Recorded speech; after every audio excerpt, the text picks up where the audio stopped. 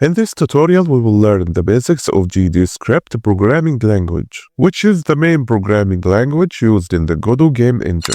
The tutorials currently being uploaded are part of a game development course I created and published on Udemy. You can get the full course from the link below the video, where you will learn how to create both 2D and 3D games by building 3 powerful and exciting projects. We will go to Node 2D and select a sprite as an example. To create a new script within the Godot game engine, just make sure you click on the node you want to attach a script to it, then click on Attach New Script icon. A window will appear with several options. The first option is asking us for the script name. For example, let's name it Player. After that, we will click on Create to generate the script. We will notice that the screen has changed from Scene 2D to the script window. And if we click on the sprite and look down under the script section, we will see that the player script is now attached to the sprite 2D. We want to keep things organized before we explain further. So let's remove Node 3D scene here because we don't need it.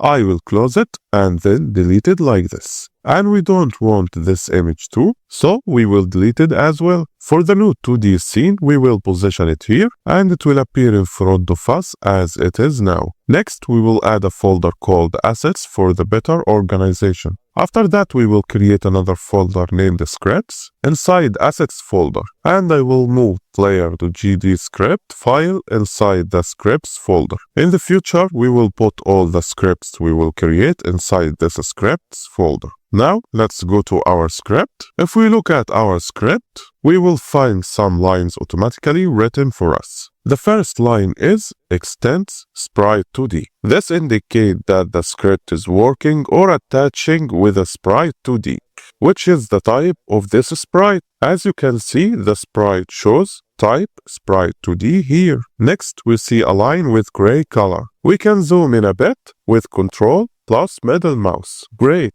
Like this. This line is a comment in GDScript. It means that the engine does not consider it. Imagine you have in this script over than 5,000 lines of code. If you paused your game development for some reason and return to it a month later, you might not remember some of functions and what they do. That's leaving you confused among the code. This is why we include comments, to remind us of the part we were working on and the purpose of each function and each line of code, since it can be difficult to remember everything after a while.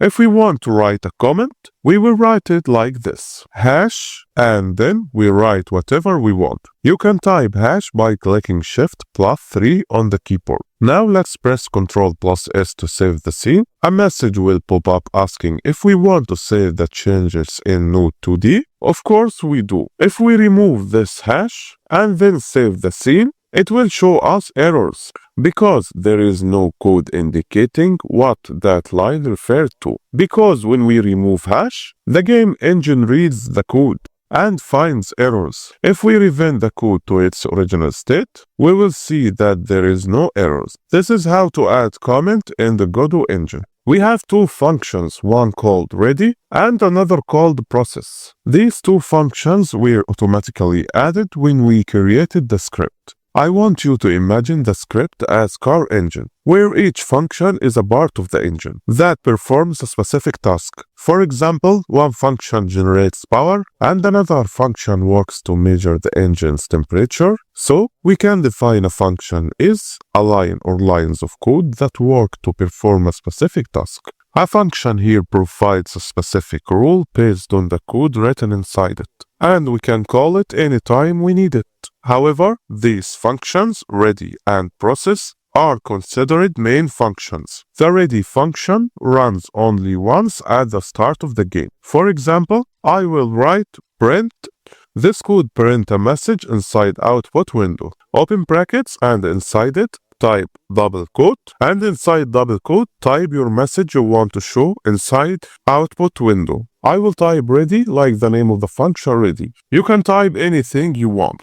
Now, when we run the game, we will notice that the word ready is printed just once at the beginning of the game. What's the difference between ready function, which works once at the start of the game, and process function. First of all, you cannot leave a function empty. If you want to leave this function empty, it would create an error. You need to write pass. But for us, we will remove pass and write print instead.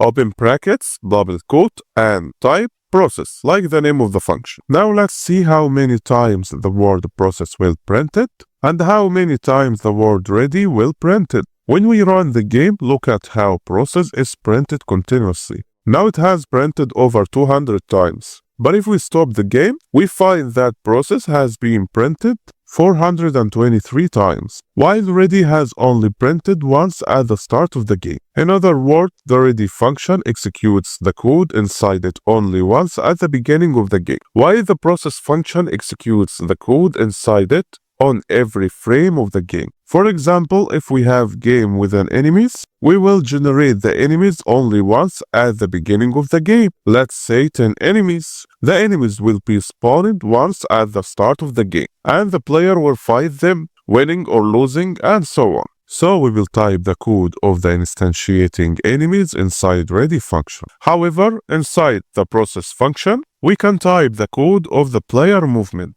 If the player presses the W key on the keyboard, the player moves forward. If we put player movement code inside ready function, the player wouldn't move, since the code only runs once at the beginning of the game. On the other hand, the process function continuously checks if the player has pressed the W key, and if the player does press it, the player moves forward. This is the main difference between the ready and process function. If we want to create a new function in the game, for example, to spawn enemies, the first thing to do is write func. After that, type the function name. I will type instantiate enemies, like this. You can type whatever you want. Then we put brackets and double colon. Now the function will give us an error because we can leave it empty. I will write pass to make the error disappear, but we won't leave it empty, so we will type print instantiate enemies, like this. Before we run the game, I will first disable the code inside ready and process function. I will remove the code and type pass.